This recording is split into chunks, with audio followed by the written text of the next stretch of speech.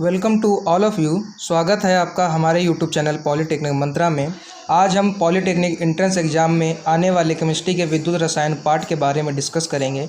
इससे पेपर में 2 से 3 प्रश्न पुटअप किए जाते हैं, तो वीडियो अंत तक देखिएगा क्योंकि सारे प्रश्न एग्ज़ाम के व्यू से इम्पॉर्टेंट हैं।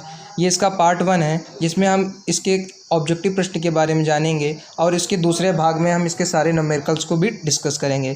तो चलिए पहला प्रश्न देखते हैं। तो पहला प्रश्न बोल रहा है इनमें से विद्युत अपघट्य है, तो इसका राइट आंसर हो जाएगा आपका सोडियम सल्फेट। सोडियम सल्फेट एक विद्युत अपघट्य है। तो निम्न में से विद्युत अपघट्य है, तो इसका राइट आंसर हो जाएगा आपका यूरिया। और बढ़ते हैं तीसरे क्वेश्चन के अंदर। तो बोलता है फैराडे के विद्युत अपघटन नियम में से किससे संबंधित है, यानी फैराडे का जो विद्युत अपघटन नियम है वो इनमें से किससे संबंधित है। तो ये संबंधित है आपका विद्युत अपघट्य के तुल्यांकी भार से। तो ये संबंध है आपका विद्युत अपघट्य के तुल्यांकी भार से। तो चलिए चौथे प्रश्न की ओर बढ़ते हैं। तो ये बोलता है फैराडे के प्रथम नियम के अनुसार इलेक्ट्रोड पर विसर्जित आयन के भार W का मान होता है। तो W बराबर होता है Z इंटू Q। तो इसका राइट आंसर हो जाएगा पहला। और फिर आते हैं 5वें प्रश्न पे। एक फैराडे विद्युत का मान होता है। तो एक फैराडे विद्युत का मान आपका होता है 96,500 कूलाम। तो इसका राइट आंसर हो जाएगा पहला, यानी 96,500 कूलाम। और आते हैं इसके अगले प्रश्न पर, जो बोलता है कि ताप बढ़ाने पर आयनन की मात्रा होती है। तो हमेशा याद रखना आप कि ताप बढ़ाने पर आयनन की मात्रा बढ़ती है। तो आते हैं इसके अगले प्रश्न पर। निम्न में से द्वितीयक सेल का उदाहरण है।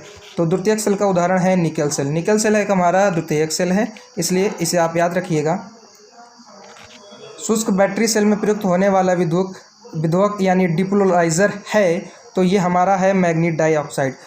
देख लीजिए मैग्नीज डाइऑक्साइड आपका एक विद्युत है। तो चलते हैं अगले प्रश्न की ओर। तो इसमें बोला है जो कटे हुए सेब को खुला छोड़ने पर कुछ समय पश्चात भूरा हो जाता है, इसमें उपस्थित होता है। तो ये एक जनरल नॉलेज का भी क्वेश्चन है और ये एग्ज़ाम के व्यू से भी इम्पोर्टेंट है। तो इसका राइट आंसर हो जाएगा लोहा।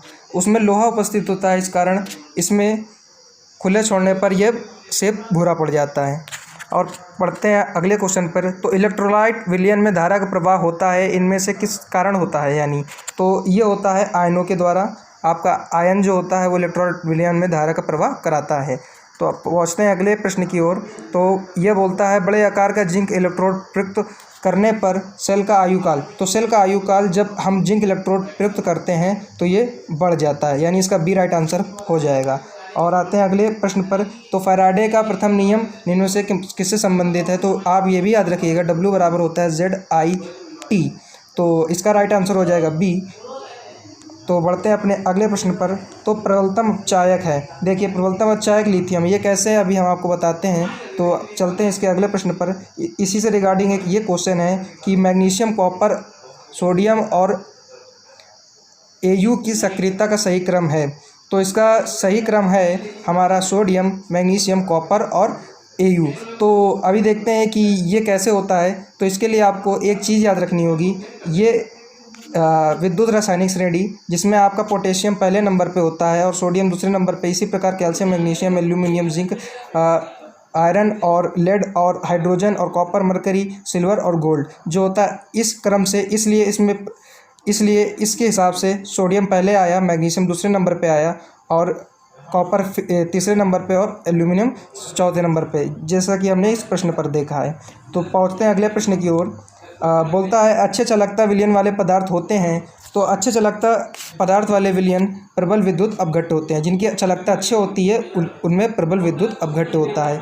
तो पहुँचते हैं अगले प्रश्न पर। किसी भी इलेक्ट्रोड विभव किस बात पर निर्भर करता है। तो ये क्या धातु की प्रकृति पे, या विलयन के ताप पर, या विलयन के मूल, इन सभी पर। तो आपका डी ऑप्शन सही हो जाएगा, इन सभी पर यह निर्भर करता है। पहुँचते हैं अगले प्रश्न पर। 17वां बोलता है मानक हाइड्रोजन इलेक्ट्रोड का इलेक्ट्रोड विभव शून्य होता है क्योंकि इसका इलेक्ट्रोड विभव शून्य माना जाता है। इसलिए मानक हाइड्रोजन इलेक्ट्रोड का इलेक्ट्रोड विभव शून्य होता है, क्योंकि हम इससे पहले से ही सपोज करके चलते हैं। तो चलते हैं अगले प्रश्न पर। 2 अर्धशैलों के मध्य अगर लवण सेतु यानी सॉल्ट ब्रिज हटा दिया जाए तो वोल्टेज क्या हो जाता है। तो वोल्टेज आपका शून्य हो जाता है। तो आप ये याद रखिएगा, ये पेपर में भी पूछा गया है। और पहुँचते हैं अगले प्रश्न पर। तो बोलता है आयरन चादरों का गैल्वेनीकरण किसके लेपन द्वारा किया जाता है? कॉपर, जिंक या सिल्वर या टिन? तो ये किया जाता है आपके जिंक के द्वारा। तो पहुँचते हैं अपन लास्ट क्वेश्चन पे। तो ये है मानक इलेक्ट्रोड विभव मापा जाता है। तो जो आपका मानक इलेक्ट्रोड विभव है वो वोल्ट मीटर से नापा, यानी आपका ये आंसर राइट हो जाएगा। और पहुँचते हैं, तो ये थे कुछ क्वेश्चन जिसमें हमने ऑब्जेक्टिव के बारे में डिस्कस किया। इसका पार्ट 2 हम जल्दी ही अपलोड करेंगे, तो हमारे चैनल के साथ बने रहिएगा। और सब्सक्राइब और लाइक कर दीजिए, और अपने दोस्तों के साथ इसे ज़्यादा से ज़्यादा शेयर भी कर दीजिए। Thank you.